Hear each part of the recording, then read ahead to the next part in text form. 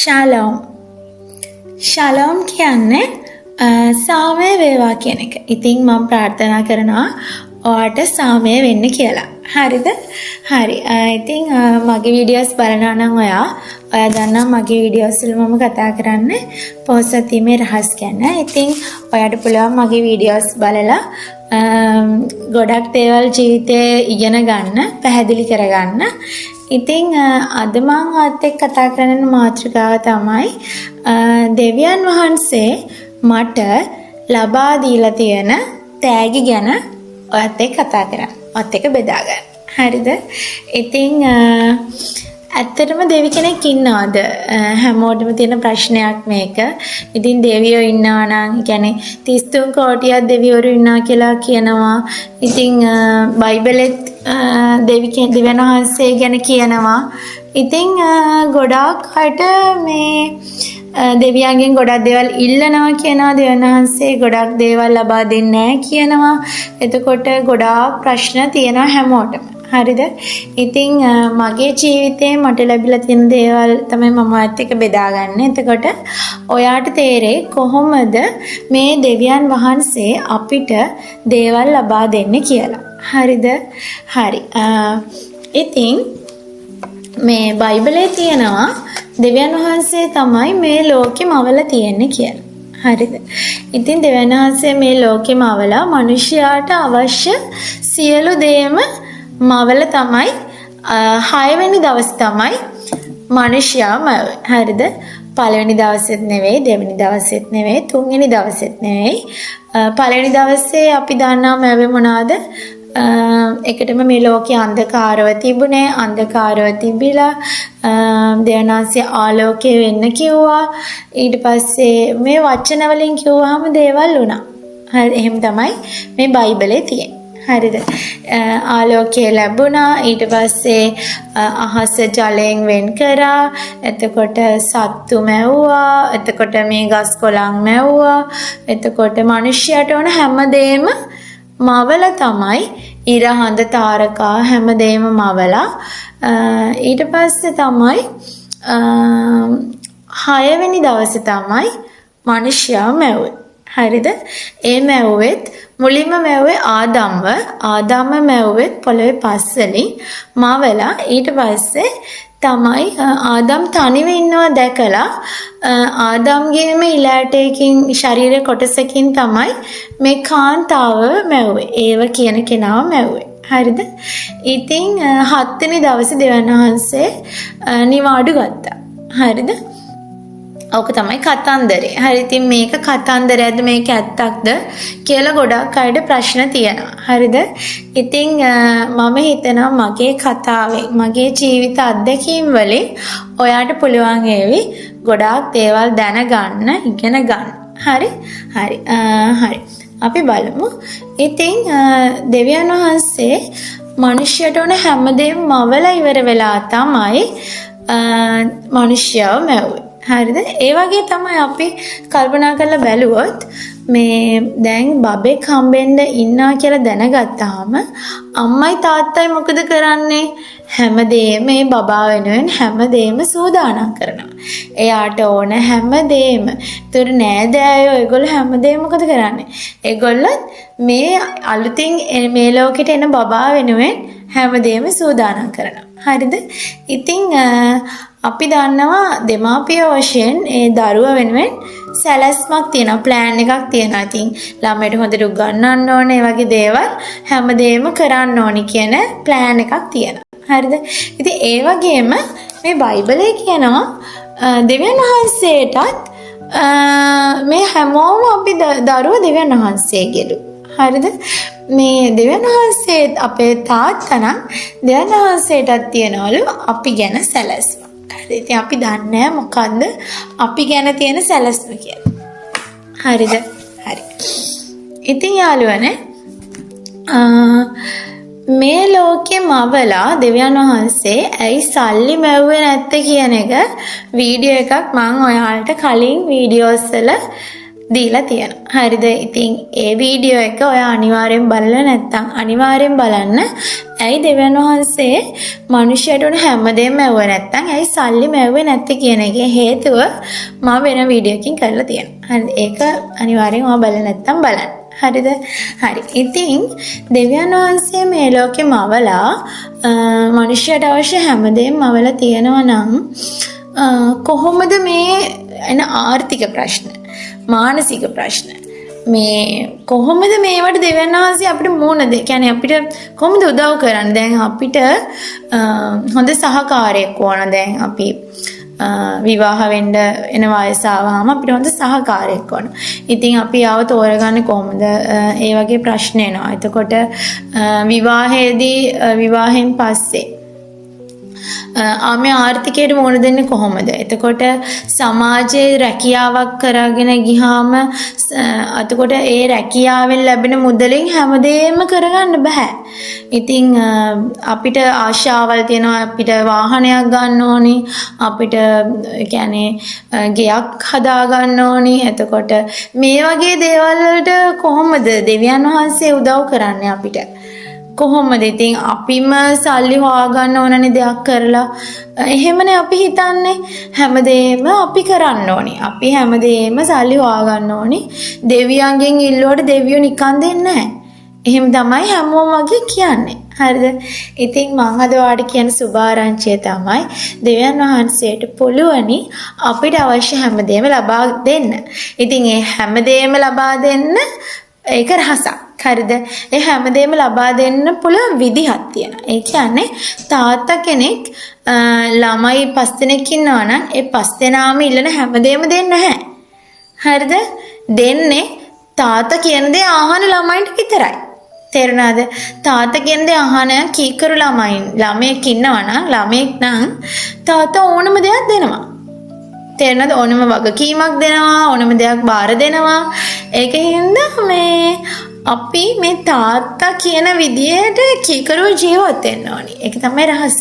හරිද? අපි මේ දේව තාත්තා කියන විදියට අපි ජීවත් වෙනවා නම් මේ ලෝකේ අපිට දේව තාත්තා අපිට අවශ්‍ය දේවල් දෙන්න යනවා. හරි. අපි දැන් ජේසුස් වහන්සේ ගැන චුට්ටක් කතා කරමුකෝ. දැන් ජේසුස් වහන්සේ දෙවියන් වහන්සේගේ පුත්‍රයා නම් ජේසුස් වහන්සේ ඉපදුනේ ගවලෙනක. ඇයි දෙවියන් වහන්සේ එහෙම කරේ? ඇයි දෙවියන් වහන්සේ එහෙම කරේ? රජමාලිගාවක තියන්න තිබ්බා. එහෙම තිබ්බේ නෑනේ. ඉතින් ඒ වගේ අපිට මේ අපේ මනසට ගොඩාක් දේවල් තේරුම් ගන්න බෑ. තේරුණාද? නමුත් අපි කල්පනා කරලා බලනකොට දැන් අපි දෙවියන්ගේ දරුවෝ නම් අපිත් ඉපදිලා තියෙනකොට අපිට ආර්ථික ප්‍රශ්න ඒ හැමදේම තියෙනවා. ඒ තියෙනකොට තමයි දෙවියන් වහන්සේ අපිට උදව් කරන්නේ. ඒ ප්‍රශ්න එන්න ඕනි අපිට. මම එදත් කතා කරේ ප්‍රශ්න එන්න ඕනි මිනිස්සු කවුද කියලා දැනගන්න. මිනිස්සු කොයි වගේ අයද කියලා දැනගන්න. ඉතින් මේ ප්‍රශ්න එනකොට තමයි අපි දැනගන්නේ දෙවියන් වහන්සේ කොහොමද අපිට දේවල් සපයන්නේ, දේවල් ලබා දෙන්නේ කියලා. ඉතින් මේ බයිබලයේ තියෙන කිසිම දෙයක් බොරු නෙවෙයි. මේ බයිබලයේ තියෙන හැම වචනයක්ම ඇත්ත. ඉතින් මේ බයිබලයේ කියලා තියෙනවා නම් දෙයක්, ඒ දේ අනිවාර්යයෙන්ම සිද්ධ වෙනවා. තේරුණාද? ඒක මම මගේ අත්දැකීමෙන්මයි කියන්නේ ඔයාලට. ඉතින් අපි බලමු කොහොමද දෙවියන් වහන්සේ අපිට උදව් කරන්නේ? කොහොමද අපිට ජීවිතේ දෙවියන් වහන්සේ අපිට ඕන දේවල් ලබා දෙන්නේ කියලා. තේරුණාද? හරි. ඉතින් ඔයා දන්නවා ජේසුස් වහන්සේ ඉපදුනයින් පස්සේ ජේසුස් වහන්සේව බලන්න රජතුන් කට්ටුවක් ආවා. රජවරු 3 දෙනෙක් ආවා. හරිද?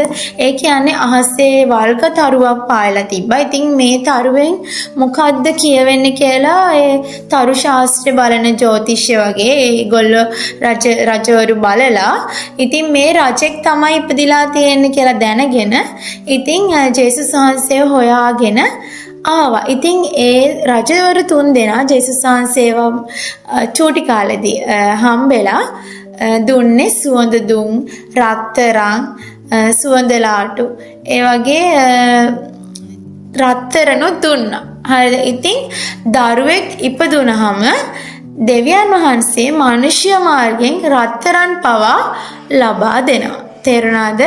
එතකොට මේ ලෝකෙදී අපිට දෙවියන් වහන්සේ ගොඩක් දේවල් ලබා දෙනවා. එතකොට මේ ලෝකේ අපිට අයිති නැහැ. මේ ලෝකේ දෙවියන් වහන්සේගේ ලෝකයක්.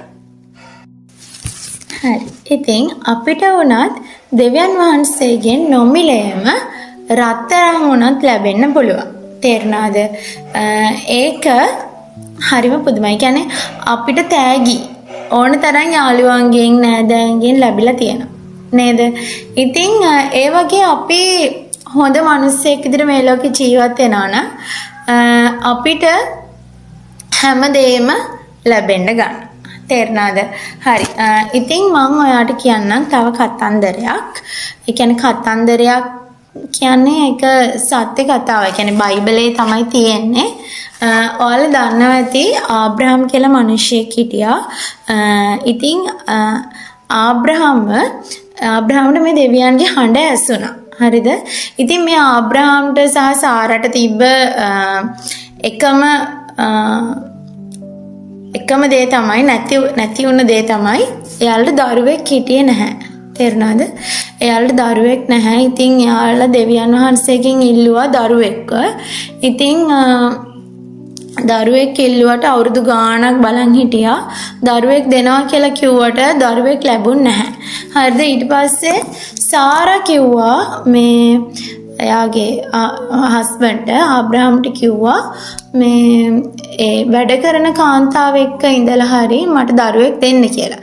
ඉතින් අර අතර සමහරක් වෙලාවට ගොඩක් අය වැරදි පාරවල් වල ගිහිල්ලා ඉක්මනින්ම මේ දේවල් ලබා ගන්න හදනවා. ඉතින් එහෙම ලබා ගන්න හැදුවට ඒවා සදාකාලිකව තමන්ගේ දේවල් වෙන්නේ නැහැ. ඒ කියන්නේ නීතිය කඩනවා. ඒ කියන්නේ හොරකම් කරලා හරි කමන්නේ සල්ලි ලබා ගන්න හදනවා. ඉතින් ඒවා తాවකාලිකයි. සදාකාලික නැහැ. තේරුණාද? ඒ වගේ හදිසි වෙනවා. ඉතින් අපි හදිසි වෙන්න හොඳ නැහැ කිසිම දෙයකට. අපි හරි විදියට ජීවත් වෙන්න ඕනි. අවංකව අපි අපේ රූල්ස් කඩන්න හොඳ නැහැ. අපේ ප්‍රතිපත්ති කඩන්න හොඳ නැහැ. අපි හරි විදියට ජීවත් වෙන්න ඕනි. ඉතින් මේ සාරා කිව්වේ හින්දා හදිස්සියෙම එයාට ඒ වැඩකාර ගෑනු කෙනාගෙන් දරුවෙක් ලැබුණා. ඉතින් නමුත් එයාට සාරට සතුටක් ලැබුණේ නැහැ. මොකද ඒ දරුවා හින්දා එයාගේ ස්වාමි පුරුෂයාත් එයාට අවධානය දෙන්නේ නැති වුණා. මොකද එයාගේ දරුවෙක් නොවන නිසා. තේරුණාද? ඉතින් ඒ වගේ ඊට පස්සේ ආබ්‍රහම්ට දරුවෙක් ලැබුණා. සාරගෙන් දරුවෙක් ලැබුණා. අවුරුදු 25කට විතර පස්සේ එයාලා වයසට ගිහින් තමයි දරුවෙක් ලැබුණේ. අවුරුදු 90 ගාණක් විතර මේ බයිබලයේ තමයි සඳහන් වෙන්නේ කතාව. ඉතින් සාරට දරුවෙක් ලැබුණා. එයාගේ නම ඊසාක්. ඉතින් මේ ඊසාක්ව දෙවියන් වහන්සේ කියනවා මට නැවත මගේ දරුවව පූජා කරන්න කියලා. තේරුණාද? ඒ වගේ ඇත්තටම අපේ ජීවිතේදීත් අපිට මේ ප්‍රශ්න එනවා. තේරෙනවද? ප්‍රශ්න එනවා. මේ ප්‍රශ්න වලින් තමයි අපි කොයි වගේ කෙනෙක්ද අපි මේ ප්‍රශ්නෙට මුහුණ දෙන්නේ කොහොමද? ඒ කියන්නේ දැන් හිතන්න මෙතන සල්ලි ගොඩාක් තියෙනවා කියලා. ඒ සල්ලි මගේ නෙවෙයි. තේරුණාද? එතකොට දැන් මේ ප්‍රශ්නේදී මම හොරෙන් ගන්නවා සල්ලි. තේරුණාද? එතකොට මම කොයි වගේ කෙනෙක්ද කියන එක දෙවියෝ දකිනවා. මම මේ සල්ලි දෙනවා මම උන ගන්න නැහැ. සතයක්වත් ගන්න නැහැ. තේරුණාද? ගන්න නැහැ. එතකොට මම ගන්න නැතුව හිටිනකොට මම අවංක කෙනෙක්. තේරුණාද? එතකොට අපි කොයි වගේද කියලා අපිට අපි ගැනම බලා ගන්න පුළුවනි එන ප්‍රශ්න තුලින්. තේරුණාද? ඒතර දෙවියන් වහන්සේ ප්‍රශ්න දෙන්නේ මිනිසයාට. මිනිසයා කොයි වගේ කෙනෙක්ද කියලා දෙවියන් වහන්සේ දැනගන්න. සහ අපි කොයි වගේ කෙනෙක්ද කියලා අපිට දැනගන්න පුළුවන් වෙනවා. තේරුණාද? හරි. ඒකත් හොඳට මතක තියාගන්න. හරි. ඉතින් මේ කතාන්දරයේදී ආබ්‍රහම්ට කියනවා දෙවියන් වහන්සේ ඊසාක පූජා කරන්න. එයාගේ එකම පුත්‍රයාව නැවත පූජා කරන්න කියලා. ඉතින් මේ පූජා කරන්න යනකොට එකපාරම දෙවියන් වහන්සේ කියනවා පිහි අරගෙන මෙයා පූජා කරන්න යනකොට කියනවා එහෙම කරන්න එපා. දරුවට අත තියන්න එපා. දරුවට මුකුත් කරන්න එපා. ඒ වෙනුවට අන්න අතන තියෙනවා ලණුවක කියන්නේ කකුල පැටලිලා ඉන්න බැටළුවෙක්. අන්න මේ බැටළුවව අරගෙන ඔයා පූජා කරන්න කියලා. තේරුණාද? ඉතින් මම කල්පනා කරන දේ තමයි කොහොමද මෙතන බැටළුවෙක් ආවේ? කියන්නේ මේ කන්දක් උඩ තමයි මේ පූජාව කරන්නේ. එතකොට මේ කන්දක් උඩට කොහොමද බැටළුවෙක් ආවේ? තේරුණාද? කන්දක් උඩට කොහොමද බැටළුවෙක් ආවේ? ඒ දෙවියන් වහන්සේ තමයි මේ බැටළුවව මේ මෙතන තියලා තිබිලා තියෙන්නේ. තේරුණාද? සමහරක් වෙලාවට අපිට අපේ ජීවිතේ අපි දැන් මොකක් හරි අපිට පොතක් නැති වෙලා අපි හොයනවා මේක හම්බෙන්නේ නැහැ. තේරුණාද? පස්සේ මේ අපි ගොඩාක් කාල නැති වෙලා තිබ්බ දෙයක් මෙන්න අපිට හම්බෙනවා. අපි කොච්චර හෙව්වත් හම්බෙන්නේ නැති දෙයක් අපිට වටිනා දෙයක් මෙන්න මෙතන කොහොමද ආවේ? හිතා ගන්න බෑ. තේරුණාද? අපිට මතක නැහැ වෙලාවකට තිබ්බේ කොහෙද කියලා සමහරක් දේවල්. නමුත් හිතාගන්න බැරි විදිහට මේ ළඟම අපිට දේවල් තිබිලා තියෙනවා. තේරුණාද? නැති වෙච්ච දෙයක් හරි අපිට හම්බෙනවා. ඒ වගේ මේ දෙවියන් වහන්සේට පුළුවන් අපිට අවශ්‍ය දෙයක් ඇත්තටම අපිට ලබා දෙන්න. අපි කලින්ම අපිට ඒ දේ සූදානම් කරලා අපිට ලබා දෙන්න. තේරුණාද? ඉතින් හරි පුදුමයි. ඉතින් මගේ ජීවිතේ මම ඉල්ලන හැම දෙයක්ම මට දෙවියන් වහන්සේ කියන්නේ සල්ලිම ඕන නැහැ. අපිට අවශ්‍ය හොඳ හැම දෙයක්ම දෙවියන් වහන්සේ අපිට ලබා දෙනවා. ඉතින් අපි අවංකව දෙවියන් වහන්සේට කීකරව ජීවත් වෙන්න ඕනි. තේරුණාද? මං කියේ මේ ලෝකේ දෙවියන් වහන්සේගේ ලෝකයක්. මේ ලෝකේ අපිට අයිති කියලා කිසිම දෙයක් නැහැ. අපේ දෙමාපියෝ ඒගොල්ලෝ අපි තෝරගත්ත අය නෙවෙයි. ඒගොල්ලෝ අපිට ලැබුණ අය. ඒගොල්ලෝ අපිට ලැබුණ හොඳම තෑග්ගක්. ඉතින් ඒගොල්ලන්ට ලැබිලා තියෙන හොඳම තෑග්ග තමයි අපි දරුවෝ. තේරුණාද? ඉතින් බයිබලයේ දෙවනාසේ කියලා තියෙනවා නීති වගේක්. ඔයා මේ විදිහට ජීවත් වෙන්න. ඒතර ඔයාට මේ දේවල් ලැබෙනවා. තේරුණාද? අවංක වෙන්න, සාධාරණ වෙන්න. ඉතින් මේ දේවල් කඩ කරොත් මොකද වෙන්නේ? දෙවියන් වහන්සේගේ මේ ලෝකේ මිනිස්යන්ව භාවිතා කරලා ඒ නීතිය කඩ කරන මිනිසුන්ව දඬුවම් ලබා දෙනවා. ඒතර නීතිය දන්නේ නැත්නම් මොකද වෙන්නේ? නීතිය දන්නේ නැත්නම් දුක් වේදනාව හරිම අමාරු ජීවිතය තමයි ගත කරන්න, දුක්ඛිත ජීවිතය තමයි ගත කරන්න වෙන්නේ. ඒතර අපි මේ ලෝකේ ජීවත් වෙනකොට අපි දැනගන්න ඕන මේ හැම නීති රීතියක්ම අපි දැනගන්න ඕන. අපි කොහොමද ජීවත් වෙන්නේ? අපි මොන වගේ තීරණද ගන්න ඕනි? තේරුණාද? අපි මේ හැම දෙයක්ම දැනගන්න ඕනි. තේරුණාද? ඉතින් අපේ ජීවිතේට ගොඩාක් දේවල් වටිනවා. අපි බලමු චුට්ටක් මේ බයිබලේ මොනවාද දෙවියන් වහන්සේ අපිට කියලා තියෙන්නේ කියලා. තේරුණාද? ඉතින් අපි මේ බයිබලේ කියවනකොට අපිට හොඳ තොරතුරු අපේ මනසට වැටෙනවා. තේරුණාද? අපිට දෙවියන් වහන්සේ කවුද මොන වගේ කෙනෙක්ද කියලා දෙවියන් වහන්සේ අපිට දැනගන්න පුළුවන් වෙනවා මේ බයිබලේ කියවනකොට. තේරුණාද? එතකොට දෙවියන් වහන්සේ කියනවා මම මිනිස්සුව පරීක්ෂා කරලා බලනවා කියලා. එතකොට හැම වෙලේම හැම දවසකම දෙවියන් වහන්සේ පරීක්ෂා කරලා බලනවා අපි මොන වගේ කෙනෙක්ද කියලා. තේරුණාද? හරි. බයිබලේ ගීතාවලිය පොතේ තියෙනවා ස්වාමීන් වහන්සේ මාගේ එඬේරාය මට හිඟයක් නොවන්නේය. උන්වහන්සේ නිල් ගොදුරු බිම්වල මා ළඟින්ට සලස්සන සේක, නිශ්චල වූ දියාසලින් මා ගෙන යන සේක. බලන්න කොච්චර ලස්සනද කියලා. ඉතින් අපිට පුළුවනි මේ බයිබලේ කියවලා ගොඩාක් දේවල් දැනගන්න. තේරුණාද? ඇතරම ගීතාවලිය 27 තියෙනවා ස්වාමීන් වහන්සේ මාගේ ආලෝකයත් ගැලවීමත්ය. මම කාට බය වෙම්ද? ස්වාමීන් වහන්සේ මාගේ ජීවිතයේ ශක්තිය. මම කාට බය වෙම්ද? නපුරකම් කරන්නෝ එනම් එදිරිකාරයෝ මාගේ සතුරන් වාගේ මාංශය කන පිණිස මට විරුද්ධව ආකල පැකිලා වැටුණෝය. මට විරුද්ධව කරේ ආවොත් ඒගොල්ලම වැටෙනවලු. ඉතින් මම කරන්න දෙයක් නැහැ. මට දඬුවම් දෙන්න විදිහක් නැහැ. ඒගොල්ලොන්ම මට විරුද්ධව આવොත් ඒගොල්ලොන්ම වැටෙනවා. එහෙම තමයි බයිබලයේ තියෙන්නේ. තේරුණාද? ඉතින් ඔයාලට පුළුවන් ගොඩාක් දේවල් දෙවියන් වහන්සේගෙන් දැනගන්න. මා ෆලෝ කරලා තියන්න.